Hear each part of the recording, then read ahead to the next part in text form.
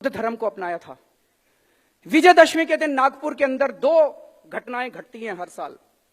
RSS के headquarter के अंदर शस्त्र पूजा होती है और नागपुर के अंदर भारी तादाद में पूरे देश से, दलित समाज से लोग इकट्ठे होते हैं और बाबा साहब अंबेडकर को याद करते हैं जिस दिन उन्होंने अपना धर्म परिवर्तन किया था। और 2 साल से मात्र चंद लोग जो आरएसएस के हेडक्वार्टर में शस्त्र पूजा करने के लिए इकट्ठे होते हैं, उसका दूरदर्शन लाइव टेलीकास्ट करता है। लेकिन लाखों दलित जो बाहर मैदान के अंदर नागपुर के अंदर इकट्ठे होते हैं अपने बाबा साहब अंबेडकर को याद करने के लिए, उनका दूरदर्शन लाइव टेलीकास्ट नहीं करता है। अभी आप सबने एनसीईआरटी सुना होगा, national council for educational research and training. NCERT उसकी जो राष्ट्रीय परिषद है, उस राष्ट्रीय परिषद के जो चेयरमैन है वो यूनियन एचआरडी मिनिस्टर होती हैं, स्मृति ईरानी जी उसकी चेयरपर्सन है। और उसके जो मेंबर होते हैं वो देश के जितने राज्य हैं, हर राज्य का शिक्षा मंत्री उसका मेंबर होता है। अभी पिछले हफ्ते उनकी मीटिंग हुई। मनीष सिसोदिया जी दिल्ली के शिक्षा मंत्री हैं, इनको वहां जाने का मौका मिला। ये वहां गए और लौटने के बाद ये पूरा किस्सा मुझे बता रहे थे कि उस मीटिंग में क्या हुआ।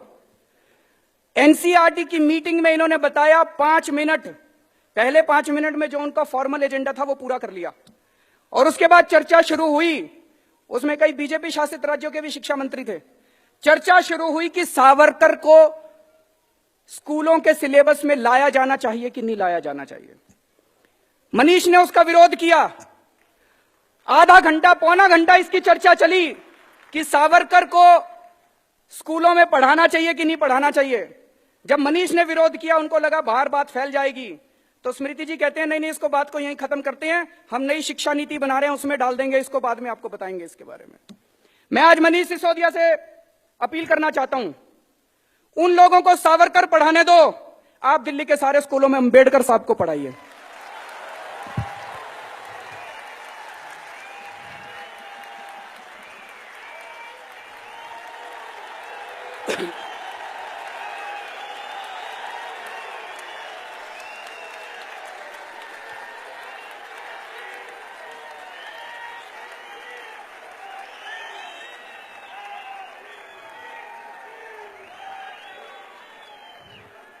बाबा साहब के जीवन,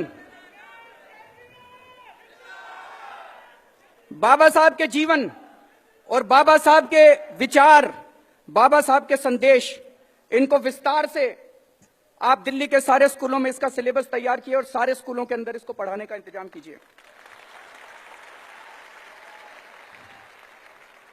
बाबा साहब अंबेडकर वो खुद छुआछूत का शिकार हुए थे। उन्होंने खुद ने अपनी जिंदगी के अंदर अन्याय बर्दाश्त किया था, इसलिए उन्होंने संविधान के अंदर रिजर्वेशन की व्यवस्था की थी। वो जानते थे कि ये समाज वो समाज है जिसने सदियों सदियों से अन्याय बर्दाश्त किया, सदियों से उन्होंने छुआछूत बर्दाश्त किया है। अगर उस समाज को अपने को बराबर लाना है तो अपने को उनको रिजर्वेशन देना पड़ेगा। आज मौजूदा सरकार, आरएसएस के प्रमुख कहते हैं रिजर्वेशन के ऊपर पुनर्चर्चा होनी चाहिए। प्रधानमंत्री जी कहते हैं हम रिजर्वेशन के पक्ष में हैं। किसको बेवकूफ बना रहे हैं? चित भी मेरी पट भी मेरी। चुनाव हार जाएं तो कहते हैं दलितों के वोट चाहिए, चुनाव हार जाए तो कहते हैं रिजर्वेशन होना चाहिए, चुनाव जीतने के चांस हो तो कहते हैं रिजर्वेशन खत्म कर दो। सारा देश देख रहा है इसको। मैं एक ही चीज कहना चाहता हूं जी, मोदी जी देश नहीं है, आरएसएस संसद नहीं है और मनुस्मृति संविधान नहीं है।